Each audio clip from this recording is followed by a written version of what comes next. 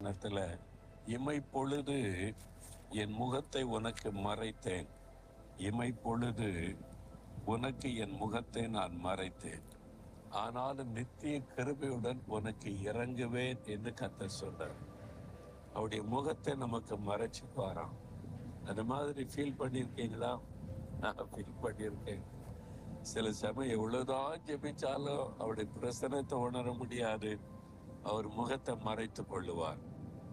ஆனா நித்திய கிருபையோடு அவர் இறங்குவாராம். நம்ம தப்பு பண்ணும்போது நம்மளை சரிப்படுத்துறதுக்காக அவர் முகத்தை மறைப்பார். ஒரு பிள்ளை ஒழுங்கா படிக்கல, மார்க் எடுக்கல, துன்மார்க் ஃப்ரெண்ட்ஸோட சுத்திட்டு வர்றான்.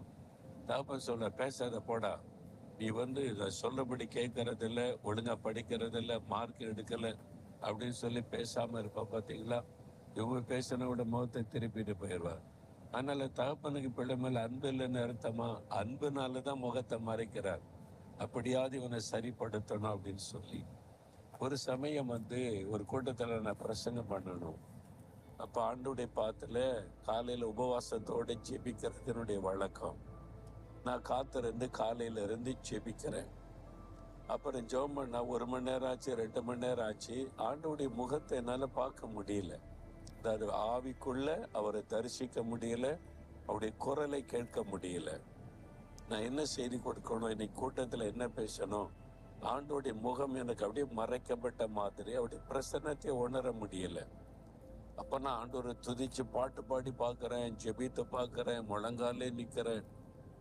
2 மணி நேரம் ஆச்சு. அவருடைய முகம் எனக்கு மறைக்கப்பட்டு போச்சுதா?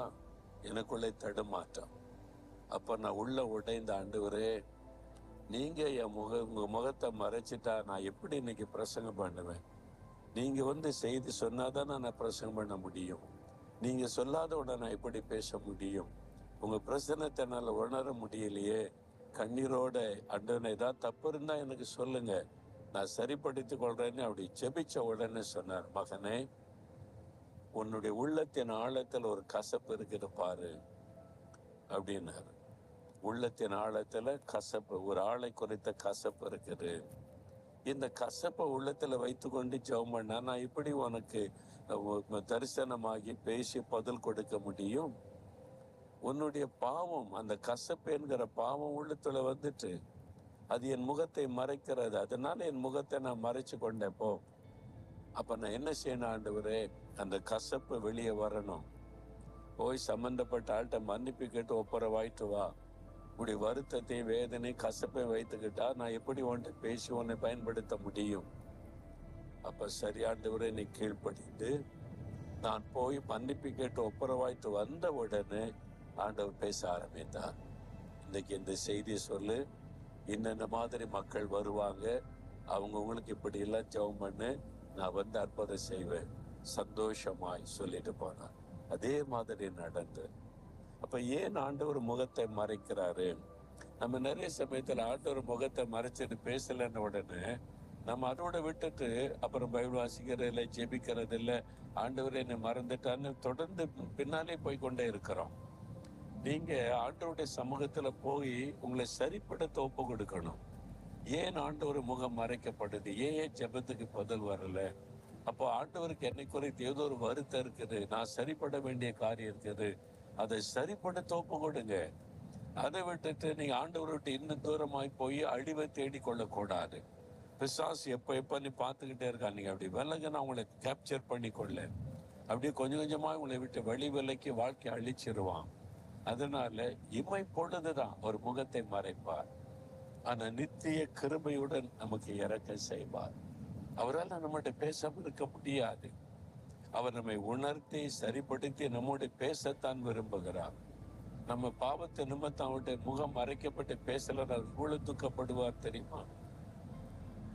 எப்போ மனம் திரும்பும், எப்போ திரும்பி வருவன்னு காத்திருப்பார்.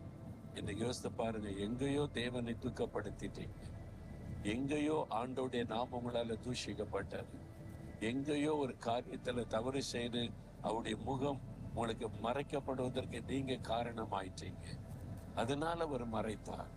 ஆனா உங்களுக்கு இறங்க இருக்கிறார், உங்களை மன்னிக்க, உங்களை சரிப்படுத்த, உங்களை ஆசீர்வதிக்க காத்திருக்கிறார். ஆண்டவரே, என்னை மன்னிச்சிருங்க, நான் தப்பு பண்ணிட்டேன், உங்களை துக்கப்படுத்திட்டேன், உங்களுடைய முகத்தை மட்டும் எனக்கு மறைக்காதங்க, நீங்க பேசலைன்னா என்னால வாழ முடியாது, என்னை மன்னிச்சு சரிப்படுத்துங்கன்னு ஒரு வார்த்தை சொல்லுங்க. அவர் காத்திருக்கிறார். உடனே உங்களை தூக்கி எடுப்பார், உங்களை கழுவி சுத்தம் பண்ணி அவரை அணைத்துக் கொள்ளுவார். அவர் தான் அந்த பாவத்தை மாற்ற முடியும். அவர் மாற்றி சரிப்படுத்தி நம்மை சேர்த்துக் கொள்ளுவார். நித்திய கிருபையின்படி உனக்கு இறங்குவேன்னு சொல்றாரு. ஆண்டவரே, என்னை மன்னிச்சிருங்க, என் குறைகள் தவறுகளை மன்னிச்சிருங்க, உங்களை துக்கப்படுத்தும்படி வேதனைப்படும்படி நடந்துட்டதை மன்னிச்சிருங்க, உங்க முகத்தை மட்டும் எனக்கு மறைக்காதுங்க, நித்திய கிருபையின்படி இறங்குவேன்னு சொன்னீங்களே, எனக்கு இறக்க செய்யுங்க, என்னை ஒப்பு கொடுக்கிறேன். இயேசுவின் நாமத்தில் ஆமென், ஆமென்.